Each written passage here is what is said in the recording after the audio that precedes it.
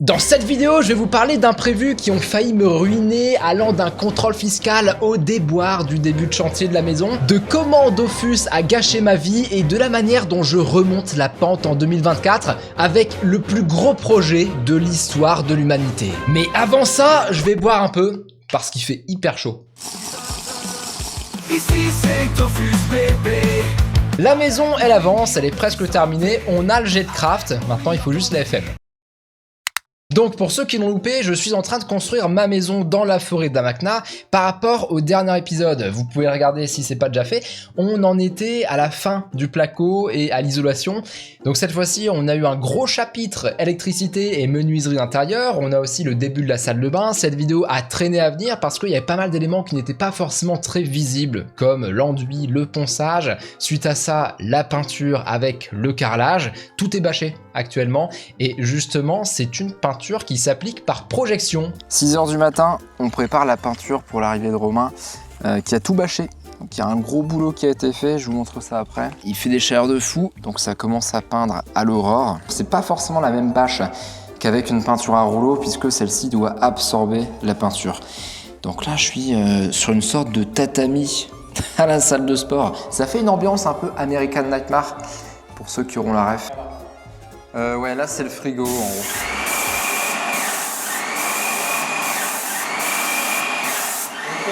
On est parti, va bien. Combien de temps la pièce? 15 minutes.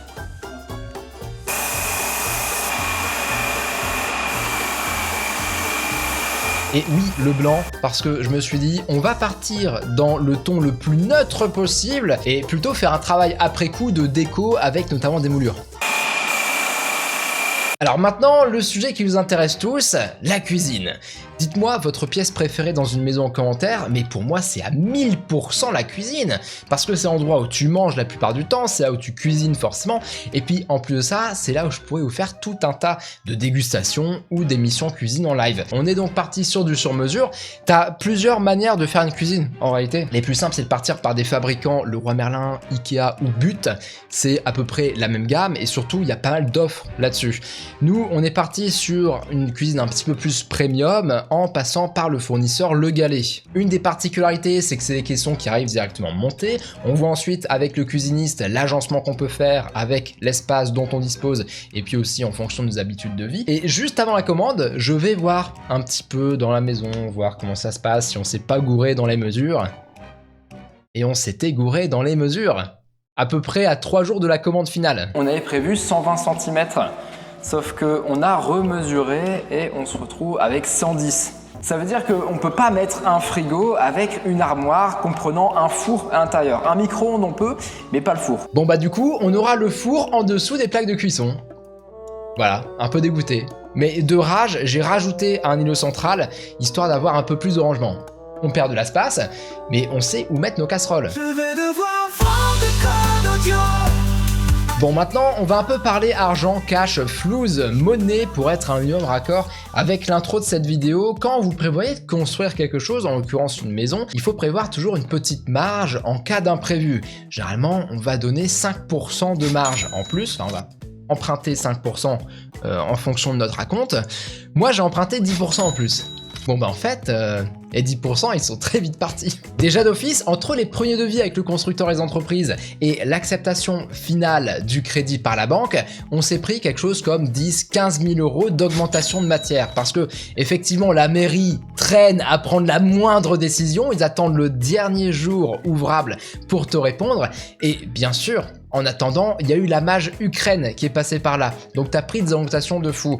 C'était aussi en pleine période d'inflation, donc on s'est pris à l'échéance du crédit quelque chose comme 20-30 000 € en plus à rembourser.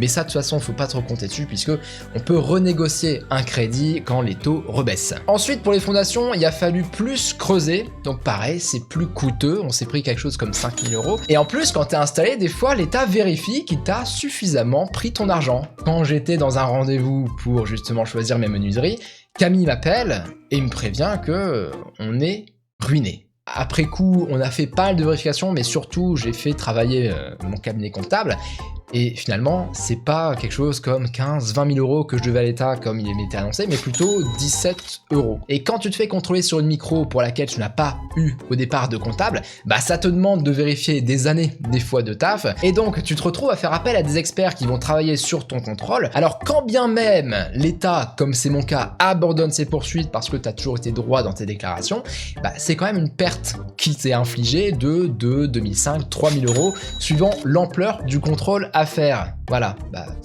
merci la France. Camille, aujourd'hui, la maison est terminée. On peut complètement y vivre. Mais Rémi, il n'y a même pas de meubles. Oui, il n'y a pas de meubles, mais ça viendra. On peut déjà mettre un canapé ici et dormir là. On a le carrelage, on a les murs. Bah voilà, tu vois, là c'est la déco. Là c'est la déco de la maison sur ces 10 prochaines années. Ah, je pense qu'on n'avait pas tout à fait la même vision, Rémi. Donc en gros ici on doit rajouter un joint. Romain il m'a expliqué comment le faire, je t'expliquerai à mon tour et tu le feras. Ah oui regarde, maintenant il y a la gouttière en zinc ici Ah oui, ouais. qui a été rajoutée. Ok. Ça fait un autre élément de décoration, je trouve. Ouais. Ça va nous Et permettre d'y vivre alors. Camille, j'ai réfléchi. On peut mettre une piscine, une bande de piscine, faire un angle ici et on retrouverait la fin de la piscine ici. Comme ça on aurait 35 mètres, projet Léon le Marchand. Mais Rémi, il faut faire un tout droit pour une piscine, il n'y a pas d'angle. Bah oui mais Comment tu t'arrêtes on peut pas, on n'a pas 25 mètres là.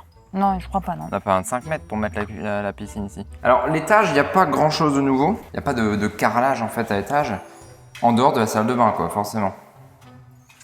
Alors cette maison, je commence enfin à pouvoir me projeter. Plus besoin de nettoyer les assiettes, j'aurai un lave-vaisselle. Plus besoin d'aller à la salle de sport, elle sera en face de ma salle de bain. Plus besoin de devoir mettre ses pulls sur la télévision. Actuellement, c'est le meilleur endroit que j'ai trouvé. Réellement, je n'ai pas de place ailleurs. La cuisine, ça fait 8 ans que j'ai pas fait de frites parce que quand tu fais frire quelque chose ici, ça sent l'huile pendant 3 jours dans l'appart. Il n'y a pas d'aération possible à ce niveau-là.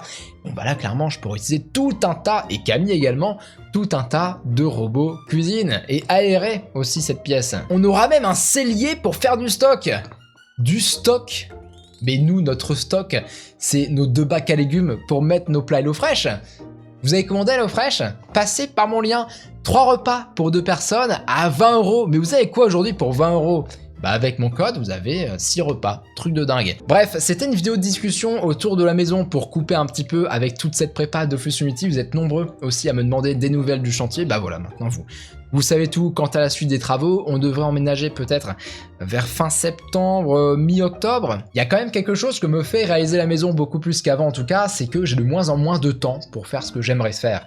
Et du coup, ça me fait penser que de plus en plus, je vais devoir être amené à déléguer. Vous avez moins de vidéos sur la chaîne YouTube. J'aimerais beaucoup plus tard me relancer dans du storytelling. Je vais essayer de trouver la meilleure formule pour ce faire. Déjà, ça me fait chier quand je termine un live un peu saoulé de vos questions. Je m'en veux de ouf d'avoir des fois répondu de manière un peu sèche à la 15 millième question de l'heure de c'est quoi la meilleure classe, c'est quoi le meilleur élément, mais c'est normal que vous posiez des questions si vous n'avez pas joué à Dofus depuis quelques temps. Et c'est pour ça que je vous ai fait une playlist qui réunit toutes les plus grosses questions majeures de comment en gros évoluer en 2024 sur Dofus. Je vous la mets aussi en description, ça peut peut-être en aider certains.